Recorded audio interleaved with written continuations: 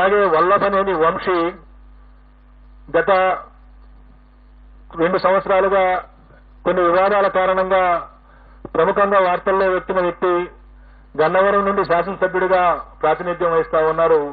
ఈసారి కూడా వల్లభనేని వంశీ గన్నవరం నుండి గెలుపొందనున్నారు. అలాగే తమ్మినేని సీతారాం గారు ఆముదాల వలస నుండి ప్రాతినిధ్యం వహిస్తా ఉన్నారు. వారు ఆంధ్రప్రదేశ్ శాసనసభ స్పీకర్ గా ఉన్నారు. వారు కొద్ది ఓట్ల తేడాతో ఓటమి చవి చూసేటువంటి అవకాశం ఉన్నది.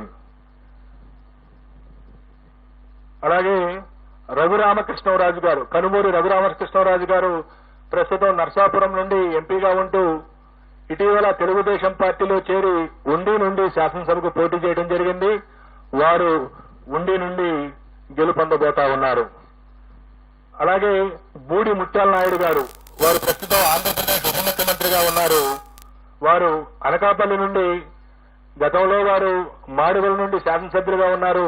ఈ ఎన్నికల్లో అనకాపల్లి నుండి పార్లమెంటు సభ్యులుగా పోటీ చేస్తున్నారు. వారు భారతీయ జనతా పార్టీ అభ్యర్థి సీఎం రమేష్ చేతిలో ఓటమి చవిచూడనున్నారు.